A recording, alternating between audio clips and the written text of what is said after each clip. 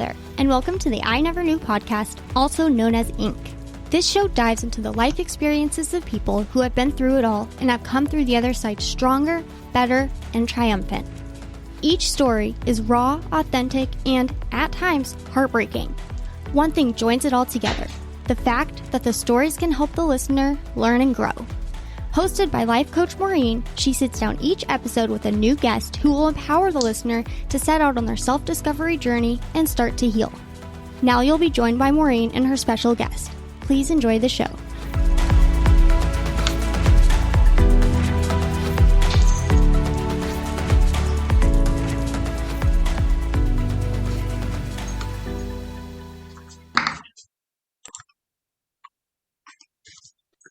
Hi, everyone.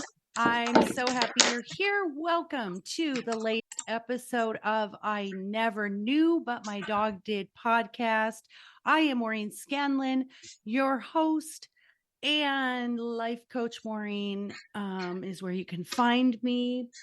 I have a disclaimer before we start today. This is adult content, so if there are little ears, please put your headphones in. This is explicit content and very important content, and I'm so excited. I reached out to my next guest because as a relationship coach and a couples coach, I find this is a topic that is kind of a hot button, and so I think he's going to give us a lot of insight if this is something in your relationship that might be a little bit of a struggle, or you want to understand what's going on and the understanding behind the addiction.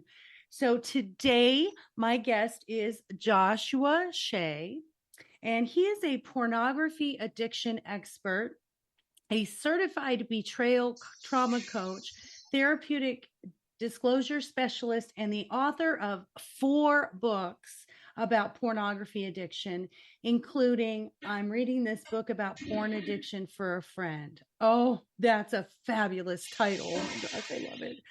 Since 2018, Joshua has given more interviews about pornography addiction and betrayal trauma than anybody in the world. Oh my goodness, listeners, did you hear that? You are getting a world-renowned expert here, number one.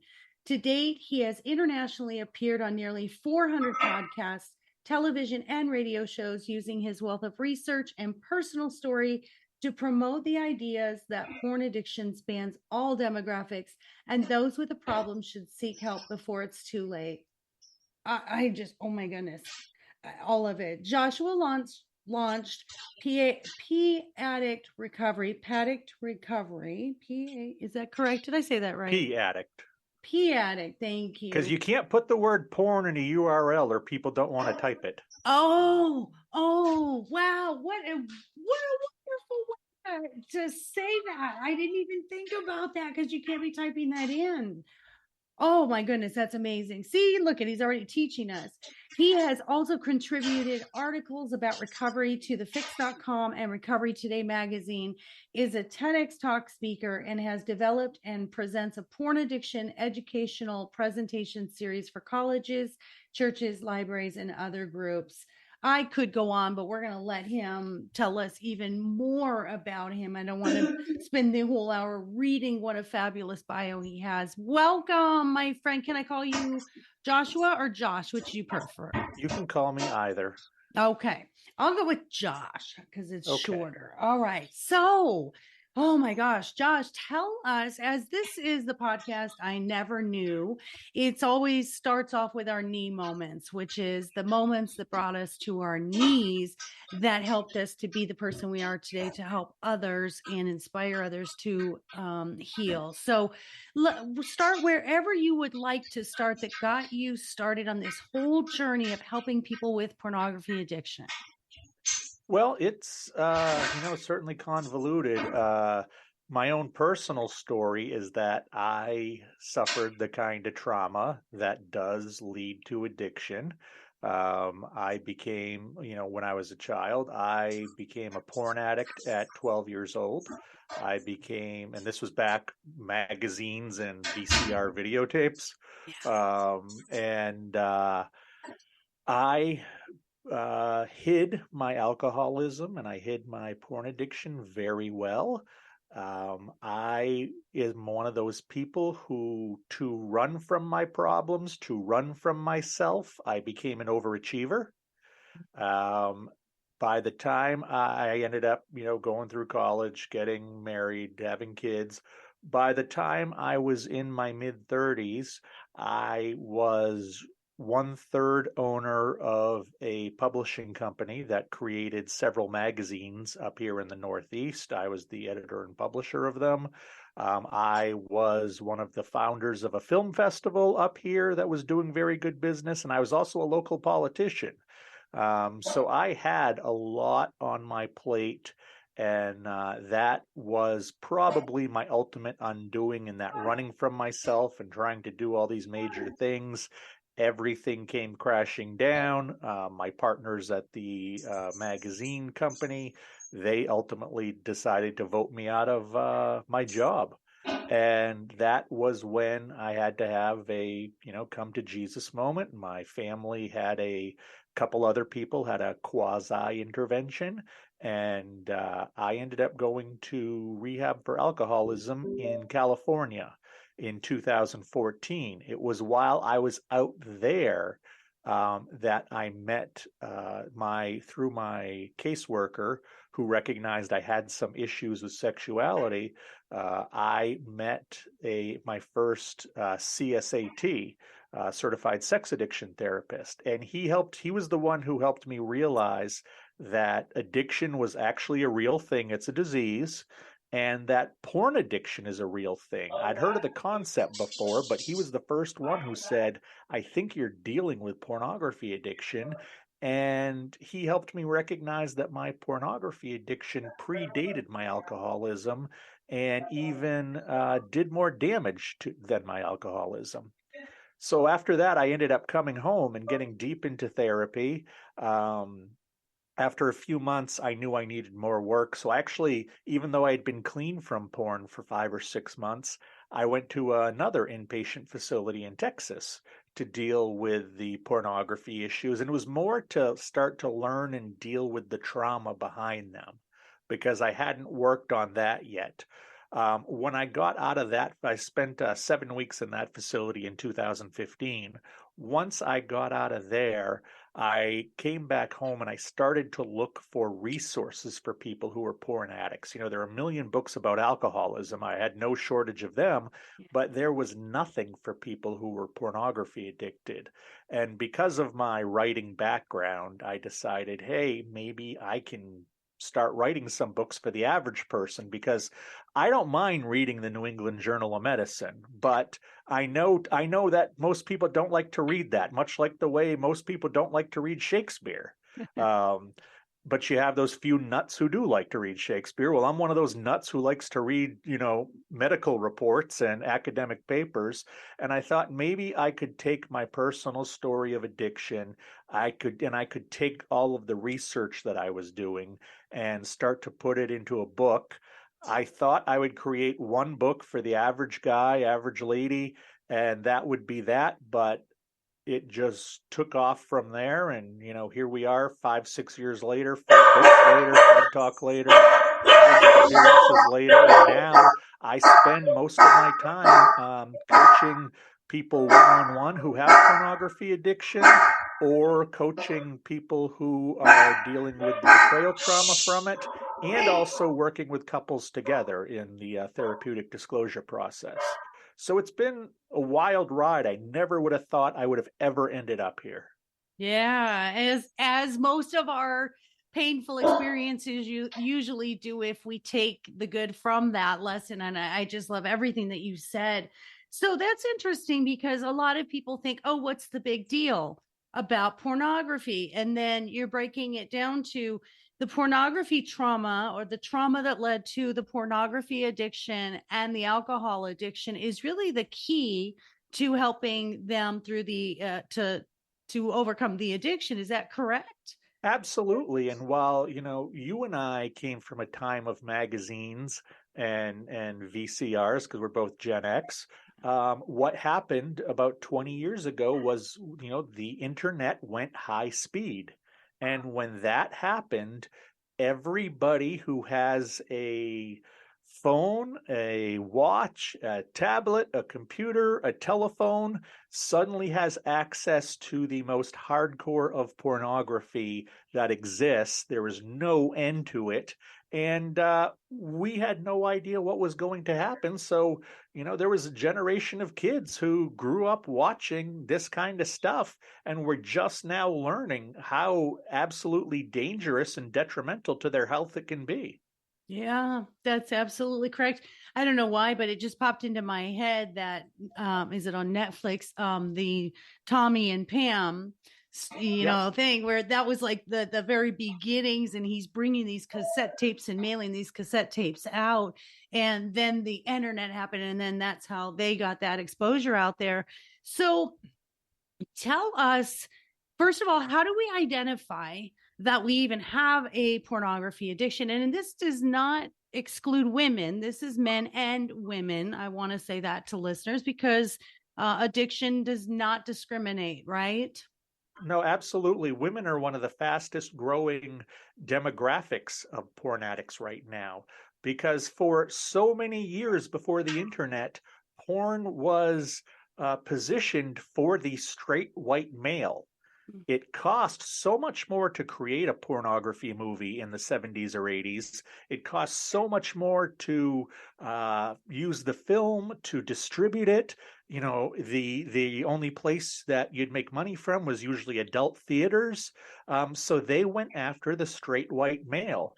Now that it's so inexpensive to produce a porn movie, I mean, you and I could cast a porn, being on opposite coasts, could cast a porn movie, have it shot, have it edited, and making money for us all in one day. And we never even were in the same room. It's just easy and cheap to produce porn these days. So the producers are starting to go after specific ethnicities, specific genders, specific sexual predilections.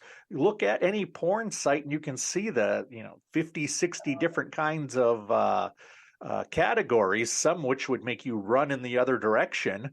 But that's for somebody out there and they can still make money on that. As far as recognizing your porn addiction, I tell anybody, if you question if you have a porn addiction, there's probably some, where there's smoke, there's fire. So it's worth talking to somebody about it. But ultimately, it's like any other addiction. Addiction is, not that different from one another. 95% of what happens in addiction, whether it's food or gambling or cocaine or alcohol, is exactly the same. I always tell people that food addiction doesn't take place in your stomach. Cocaine addiction doesn't take place in your nose. And sex addiction, porn addiction doesn't take place between your legs. It all takes place up in the brain. And that's where the chemicals are needed. It just so happens that your thing, the thing you got hooked on, the thing that you found soothed you, the thing that you could escape with was pornography. And ultimately it's the same as any other addiction out there. It grabs hold of you at first. You're enjoying it like any other addiction, but by the time you realize it's an addiction, you're probably obsessing over it, you're probably planning your day around it, you're lying to people about it. Odds are you're starting to spend money on it. Odds are that instead of doing pleasurable activities that you once did with friends or that you did on your own, you are using pornography instead. And it's just a steady downhill slope of pornography taking over your life. And when you end up in those tough points, that's your crutch. That's the thing that you go to. Just like somebody goes to alcohol, just like somebody goes to video games, just like somebody goes to heroin. Yeah. And to encapsulate and by no means simplify, anything that takes over your life and you have no control, you lose that control to whatever that thing is. That is an addiction. And it can be a lot of things. Phones. I mean, it can be as simple as phones and technology and video games. So I thank you for that, for clarifying that. Now, my question is, and I know my listeners are gonna, this is what's going on in their head. What is what is the let me ask this properly. So when there is an addiction there, when does it become a problem in a relationship? Is it when the addict wants the partner to do things they're not comfortable with, or is it that the addict loses interest in the partner? What are things you see most often? Yeah, usually with porn addicts, it doesn't end up them being, they may go through small points of being hypersexual with their partner, but what usually happens is they lose interest in sex. Mhm. And this is even true with people who are intercourse addicts. You talk to anybody who's an addict, ask a heroin addict the last time they had sex. Ask somebody who's an alcoholic, the last time they had sex. Your libido drops incredibly when you have an addicted mind, to the point where even an intercourse addict, they could have a wonderful partner at home, but they still leave the house and go have very dangerous sex with very risky partners. And it's not about the sex itself. It's about the entire process of it, and the fact that that process allows for the dopamine, the serotonin, the oxytocin, and the endorphins to shoot forward, where regular sexual activity with their partner doesn't do that. The person is driven by the need for those chemicals, not by the activity itself. And that's what, as a pornography addict, I can tell you that myself and most of my clients, especially those who reach a place of critical addiction, it doesn't matter what's on the screen. It truly doesn't. It's just something to help you get there, to get those chemicals going. It feels like a requirement to have to look at porn and to have to satisfy yourself to it. You don't want to. You don't want to take the time out. You don't enjoy it anymore. It's not sexy. It's not fun, but you need to do it because you are so addicted to those chemicals. Wow, that is such insight right there. So it's a non-factor, the actual act of Yeah, having that's the intercourse thing at is, that point, right? pornography addiction is not about sex at all. It's Wow. not about intercourse at all. I love that you just said that. And like any addiction, right? We start off slow and Yep. then we need more, to the point where we can't get satiated, and some people end up, deceased from it or getting help. But you just continuously need more and more and more of something when you have these addictions. It's an obsession, as you said. What do you think contributes the largest? And I want to break this up in demographics because this is fantastic to me. I have a 15-year-old grandson I'm raising. I want to know, let's look at the 20 and under demographic. What do you think we can do, to protect them? And what do you think is one of the things that encourages it that we need to really watch out for? We need, as a generation, to get over our taboos, to get over our Puritanism, and to recognize that talking about pornography with kids is not the birds and the bees speech. You and I have been talking 20 minutes about pornography, said nothing graphic, said nothing explicit. We don't need to explain the pornography. People know what it is as a concept. And I believe that we need to raise our children much the way that we raise them to stay away from alcohol or cigarettes. Yes, when they get to be a certain age, they will be able to make their own decisions, but you wouldn't want your 8-year-old looking at pornography any more than you'd want them picking up a cigarette and trying it for the first time. So I think that there are a lot of age appropriate warnings that we can give our children. At 4 years old, you can just say something as simple as, you don't ever let anybody take a picture of you naked, and you don't ever take a picture of somebody else naked, and leave it at that. And then maybe when they start going to school at 6 years old, if one of your friends has a phone or a tablet and you see pictures of naked people on it, let me know, because kids aren't supposed to see those pictures. That's not good for them. And I just want to make sure that you're safe. And then as you get a little bit older, you can introduce the concept of, well, adults, maybe 10 years old, adults like to look at this kind of stuff. Some adults do. Some adults find it exciting. And when you're old enough, you'll be able to make your own decision.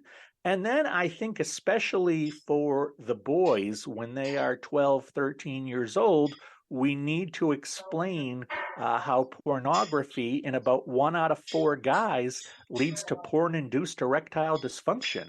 I think that if we could share with these 12, 13-year-old boys that you watch too much of this stuff and there's a good chance your penis will stop working the way it's supposed to, that, you can say it's scaring them, but it's absolute fact. We can, the amount of, what do you call it? Erectile dysfunction that is happening with these kids is ridiculous compared to back when we were younger. And I think that it's just that nobody really knows about it. It's not broadcast out there. It's not taught because we're so afraid of dealing with, naked people doing naked things that we don't want to talk about this. We want to bury our head in the sand. I mean, the sad fact is the people who run this world, it's still mostly very old white guys who didn't grow up with the internet, who don't know anything about this, who probably couldn't tell you what OnlyFans is. But it's a completely different culture for those who are under 40 years old. Oh, everything you just said. So I come from a medical background. Before I wrote my books, became life coaching and podcasting. So my background is in the medical field for 29 years, 28 years. What is the cause of the erectile dysfunction that happens in 1 in 4 men from these pornography exposures or addictions? Well, here's what we know, and this also happens with older men a lot of times towards their partner. And porn-induced erectile dysfunction is where you can only achieve an erection and can achieve finishing if you are watching pornography. And sometimes even pornography doesn't do it for you anymore. But the problem is twofold. The first is, especially in the situation of having a partner, is that the brain doesn't always recognize and can't recognize what is on a screen versus what is in real life in front of us. It can't always tell that. So what we know, because of this phenomenon that's known as the Coolidge effect, and it's been studied in various animals, including humans, is that when new sexual imagery is presented to an animal, a male animal, that all of the chemicals, all of the exciting stuff that happens, everything that feels good, perks and pops up. But we also know what happens over time is that exposure to the same sexual images, the libido and the interest in that sexual image wanes over time. So a lot of guys, they can get an erection just fine watching pornography because every 5 seconds, it's a new image. It's a new image. It's a new image. And it's one of these things, you just push the button and there's new pornography. People usually don't use the same porn twice because you get the biggest bang for your buck with new stuff. And then think about it as, oh, and there's my partner who I've been married to for 5 or 10 years. How many hundreds of times have I seen them naked? How many hundreds of times have we had sex? I know how that movie ends. So you get these guys who get so into the pornography that they flood their dopamine receptors. They basically fry them to the point where they need that bombardment of new, novel sexual imagery to be anywhere near performance level. And that's what's happening. When I was 25 years old, the erectile dysfunction rates for my age were between 2 and 4%. Now you're looking at 20 to 25%. And you can't tell me that that's changed in 20, 25 years because of anything other than our unbridled access to pornography. Our little lizard brains just can't keep up. I agree. And this may be, not a great analogy, but I think it is similar. So my husband is not on any social media. and he got introduced to TikTok. And now that man will sit there for an hour or 2 hours on TikTok. And I think it's kind of that same thing where our brains have so much information overload today with technology that I actually found myself unable to sit through a 1 minute video. Like if it's only 20 to 30 seconds, I'm good. But more than that, I'm like bored. Yeah. And of course I have focus issues or ADD, but that's very something that hit me in my mind when you said that. I want to know I love that, listeners. I hope you got as much out of that as I did. I think that is really amazing. It's a lot of these chemistry and chemicals that that affect our mental health and the addiction. So how how do we, when you have a partner or you have a friend or someone that you're concerned about, how do we approach them, and B, how do we support them? So how did your wife support you through your getting help for the addiction? Well, she had a little bit of betrayal trauma because I hid it for so many years. So when I came out and announced it, she, obviously felt a bit hurt. Not as bad as some of the people I've met. I probably got more lucky that way. But I think that she needed to see me do the hard work of recovery. I don't think she would have stayed around if I had been like, well, yeah, my alcohol's cool, but I'm going to keep watching porn every day behind your back. I don't think that we would have stayed together. But she saw me do the hard work. She saw me wanting to improve myself as a person. And I think that's what allowed her to stay with me. And also, just the idea of having to upend your life. Unfortunately, a lot of women in this world paint themselves into a corner where they tell themselves they can't leave because of financial help, or they've got no support system around them. All they have is the man. And if he's a porn addict, they kind of have to live with that. And that crushes them. Thankfully, like I said, thankfully, my wife, she works in the medical field. She understands addiction a lot better than most people. So she understood this was not me picking pornography over her. This was me in a state of illness, just trying to keep my head above water. Wow, that's a really great perspective on that. And kudos to your wife, and thank goodness she did understand that. Now, I was married to an alcoholic, and I remember there was a point where I wanted him to get help and he wouldn't get help. And so I grabbed this mentality of if you can't beat them, join them. So I wonder if in pornography, is that something too, where women are like, well, it's just pornography. It's not like he's a drug addict or an alcoholic or beating me. So maybe if we watched it together, it would be okay. Do you find that's some kind of a common thinking or thought process? That is, and that almost never works.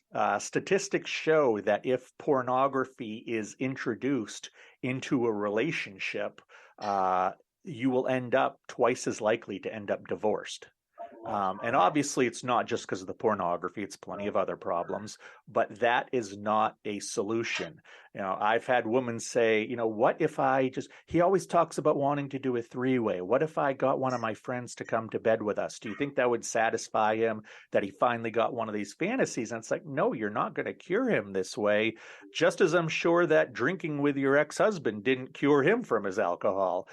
If you and your best friend sleep with your husband, he's just going to want you to pick a different next best friend next time. Or instead of a three-way, he's going to want a four-way. You are not helping the situation whatsoever. He has a brain disease, and you can't, screw away a brain disease. Yes. Now I know when the Harvey Weinstein, all of that stuff started coming out and he went and got therapy for this sexual addiction. Do you think that brought light more to sex addiction or pornography addiction? Do you think that helped or hurt this awareness of pornography addiction? I think it's a double-edged sword. I think the first time that this really came to the forefront was actually Tiger Woods, when he was caught, sleeping with 14 or 15 different women.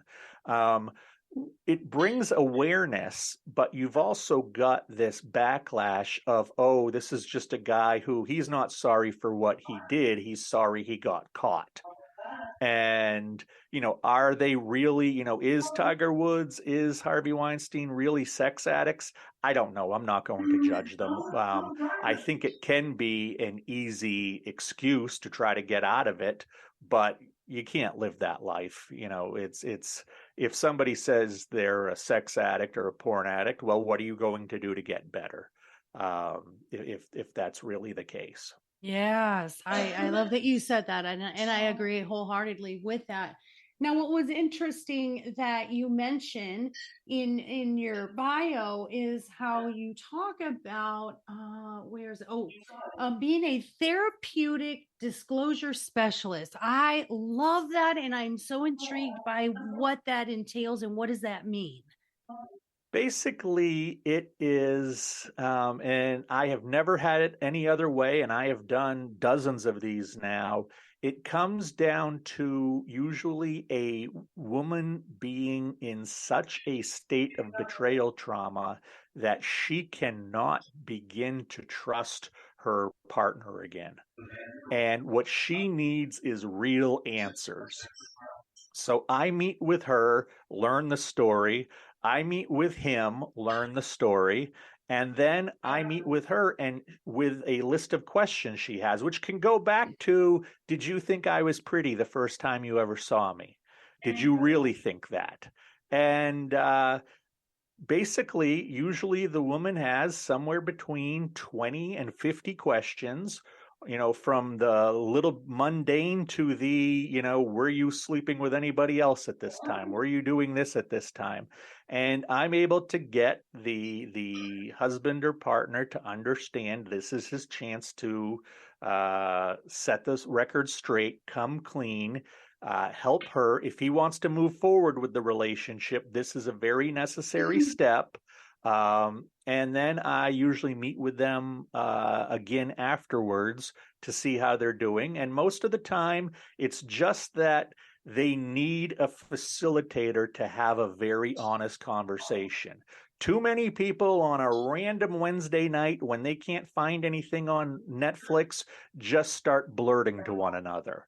And if you are not led by the hand through that disclosure, through that very personal conversation, it can lead to even more problems. So that's essentially what I do is I learn the story myself, and then I help guide them through the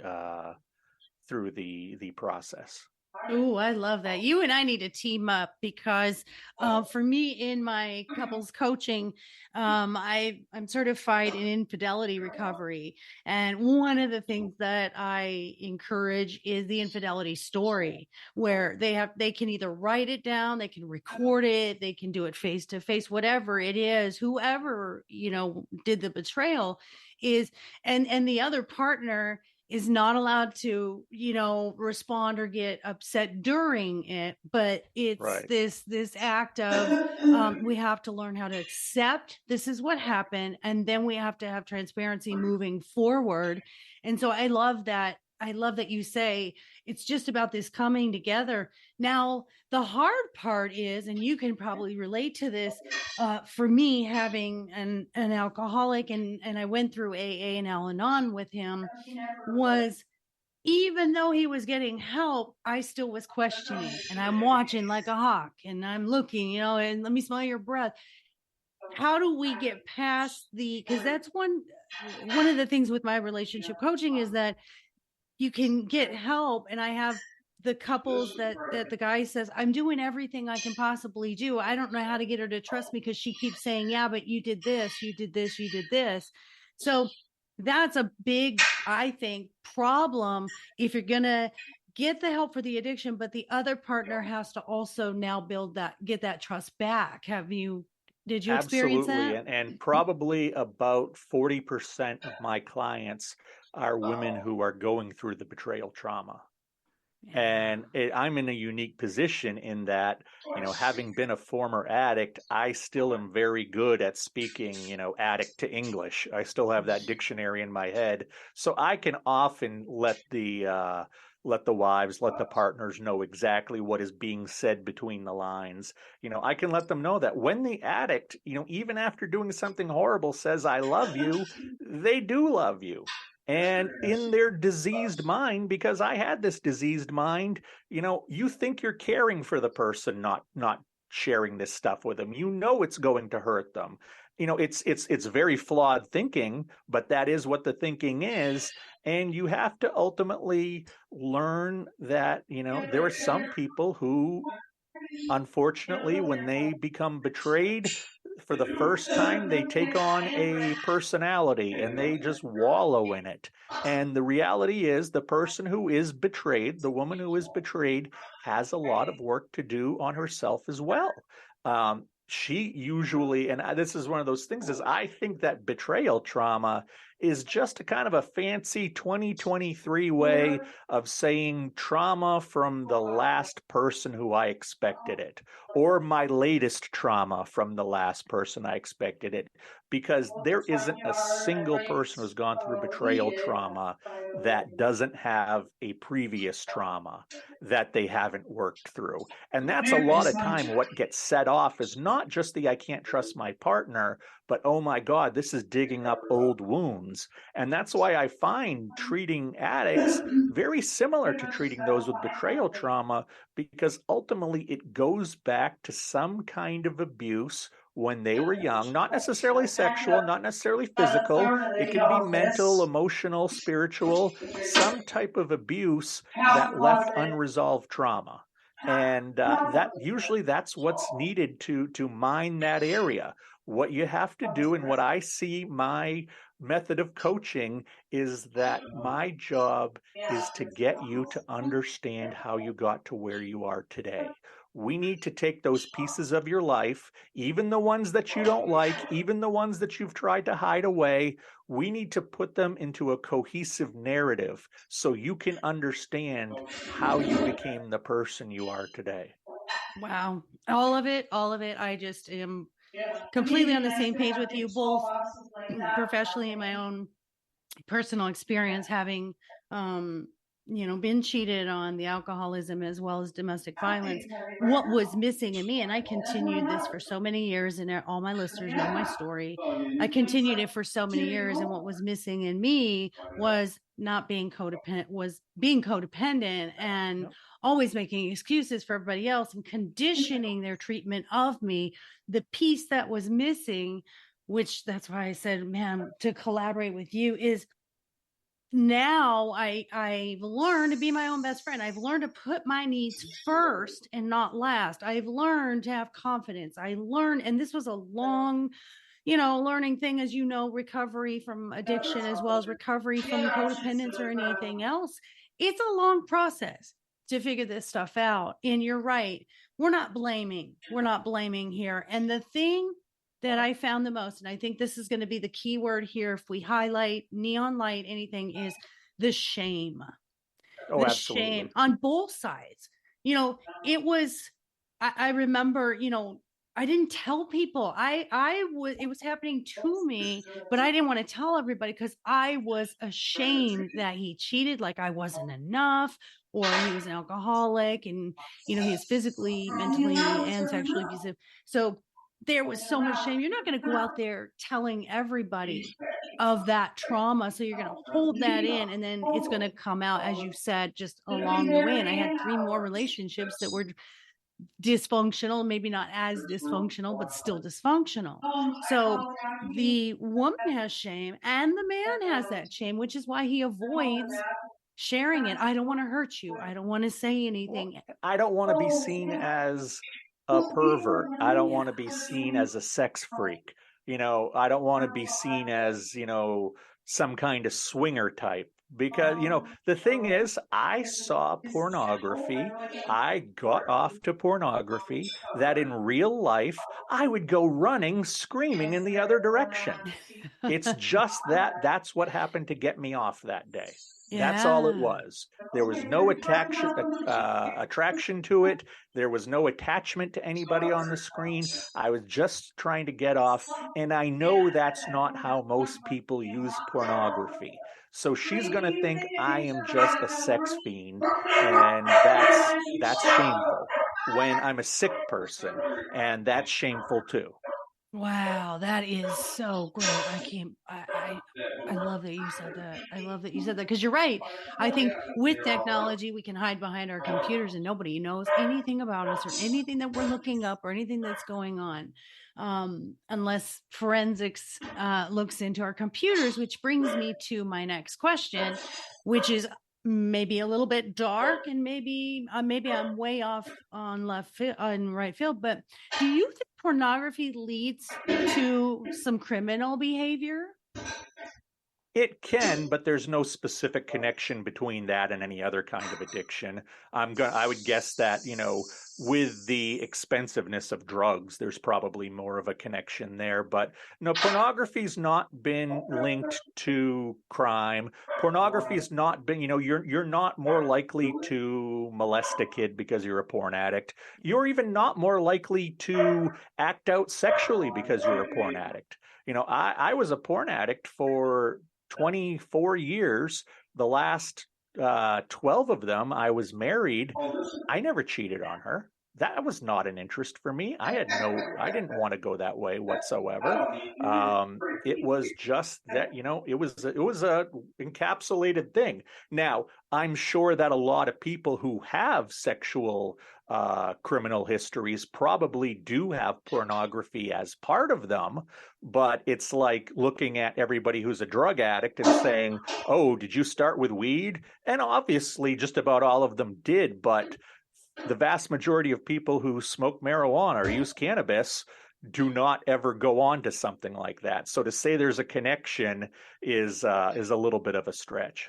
Yeah, I was just curious, and I think my listeners probably had that question too. And I do have certification in criminal psychology, so I was just, and like anything, if we have a predisposition to it, whether it's our surroundings or genetically, then anything that we introduce that's not healthy can always sway us, that way. So, Absolutely. so I'm glad you cleared that up. So what do you think, as we wrap up in the last few minutes here, what do you think is the biggest takeaway that people have when they saw we're going to let them know where to find it, but where they read your books and when they see your TED Talk, what is the biggest takeaway you want them to have? And what are some stories you've heard that people said, oh, this is great, I needed this? Well, the big takeaway that I hope people have is that there is no stereotypical porn addict. This is like any other addiction. I am looking at my clients, looking at the people who I met when I was in 12 steps or when I was in rehab. I knew people from the age of 15, 16, straight up through early 70s. We're talking men and women, white, black, Asian, Latin, rich, poor, smart, stupid, doctors, lawyers, nurses, homeless people, people who couldn't get a job.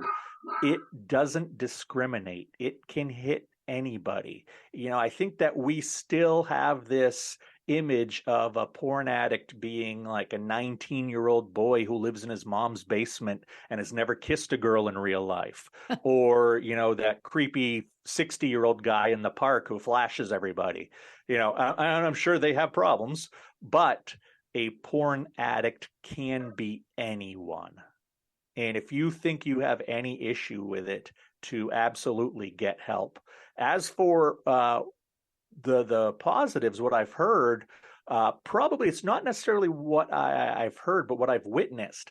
I absolutely love the first time that a man or a woman sits with me who has a pornography addiction, who has never talked about it with anybody, or maybe they've tried and it's not gone well. during the session, you can start to see them relax. You actually see their body untense because for the first time, they're talking to somebody in a safe space.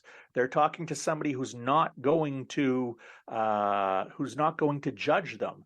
Talking to somebody who's been through a lot of it the same. I can be like, oh yeah, I know that website. I saw that website, and can talk about some of those little idiosyncrasies that maybe somebody who hasn't been through the addiction themselves have talked about. And a lot of times I'll hear from clients that, I have been to a therapist and this is so much better. Just having a conversation where I can be me is so much better, and I feel so good doing this. And that really makes me feel good. It makes me feel like I'm taking my story. I'm taking all the people I've hurt. I'm taking all the opportunities that I screwed up for myself. I'm taking all that negativity and I am karmically erasing it one little bit at a time. And I don't know what the afterlife is, but I hope when it ends, I hope there's like, one of those high school basketball scoreboards, and there's a number of how many people I hurt and how many people I helped. And I just hope that the number of helped is higher than the number of people I hurt. Oh, I have no doubt. I have no doubt. And I join in your passion for helping people. Obviously, it's everything that I do too. And I think that's the beauty of this. And especially it's my being, my meaning, my reason behind podcasting too is, if someone doesn't have the either means or they're not ready to go get therapy, just to listen to you and be like, okay, I'm gonna go get his book. It's a small step in such a big direction, and this is the beauty of being able to touch people over the internet and social media. So tell us where to connect with you, your website, your books. Tell us everything about you where they can connect with you. Yeah, as you mentioned at the top of the show, my website is P as in porn, paddictrecovery.com. On that site, there are links to my books. They're available on Amazon, Barnes and Noble, your typical online retailers. There are links to articles that I've written over time about my recovery, about when I was in active addiction. I do have a resources page there as well if people have other questions. And I do have all the information about my coaching as well. If anybody's interested in that, it lists basically how I do things and the prices there. So paddictrecovery is the best.com is the best place to find me online. On Instagram, it's paddictrecovery, and then through TikTok, it is that corn coach. That corn coach is my TikTok handle. Got it all written down. Oh my goodness, all of it. I am so honored that you were here with me today. I learned so much. I really did, especially about the physiological effects. That was something I had no idea of.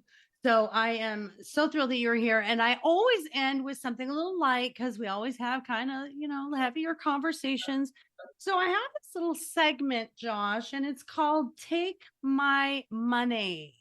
And so I want to know, and I'll give you an example of what I'm speaking of. I want to know what's the weirdest thing you've bought, the weirdest thing you've seen for sale, or the weirdest thing a family member or just something that I'll give you a second when I tell you about mine so you can process it, because I know people get stumped with this question. So today I was looking on Amazon, and there was a book. And this book is called Crafting with Cat Hair, which I thought was very, very interesting. So I don't know what that's about. I'm not sure that I want to collect my cat's hair and like weave it into little crafts, but to each his own. So what do you think? What's the weirdest thing you've seen or bought? Well, when I lived in Tokyo, I saw a lot of weird things for sale. Like octopus. You could buy an octopus. That's one of those things where it's like, hey, I can have an octopus, but I don't know why I'd want to. I think good question. Probably the weirdest thing that I've ever saw anybody actually buy was my brother when he was like 6 years old. He took all of his birthday money, we're going back to 84, 85 at this point. He took all of his birthday money, which I imagine was around 80 or $100, and we went to the toy store and he bought, with every cent of it, he bought a 12-foot long stuffed animal boa constrictor that was like this wide around. Oh, And he had this thing with him until his early 20s. It was just this giant. I mean, it was probably 5 times fatter than an actual boa constrictor. And it was the butt of so many family jokes and so many things we'd mention. And I guess as far as really off the wall, I never understood why The Simpsons had to release a CD years ago. that's awesome. I love that he kept the snake for so long. It's like he got his money's worth out of it. Oh, he did. And it was parts where like eventually the stuffing came out of part of it, so the snake would be floppy. And yeah, it looked like it had some miles on it at the end. And Mom was okay with this big giant 12-foot boa in his room. Wasn't a real one, and my mom's always been very good with it's your money. You'll figure it out. I love that so much. It's in my brain. And my son would have done that same thing. My son brought home a 12-foot table that weighed probably 100 pounds. And he's like 24 now, and he's really thin and lean and like 5'7". And that boy at 12 years old brought this from the strip mall next to our house and brought it all the way home up the stairs. And this thing was metal and tile. And I don't know how he did it, but he's always been my junk boy. He's always found the coolest and weirdest and things that I had to get rid of. But thank you so much for being here today. I hope you had fun. Fun is, subjective, but it was beats getting fun. punched in the head. Thank you. It's better than a poke in the eye, I always Yes. say. You're amazing. And listeners, I'm going to get you connected with Josh. We'll have all of his information on his podcast info section so you can reach out. And in the meantime, just go look at his TED Talk, especially. Views are really important for our TED Talks. And I think there's a lot of good stuff in there. So paddictrecovery.com to reach out if you want some of his coaching, and go get all of his books, because I think that would be really informative and helpful as well. So if you want some relationship coaching, couples coaching, self-esteem, self-image, and self-confidence coaching, you know where to find me, lifecoachmaureen.com. Do not forget our doggy boutique with nothing but healthy and holistic treats and products at mydogiseverything.net. And I love you all for being here. Share this podcast, leave those 5-star reviews, build the community so we can help everyone out there that needs healing. So everyone, I want you all to have a fabulous day. So be well and be happy. And we'll see you on the next episode of I Never Knew, But My Dog Did.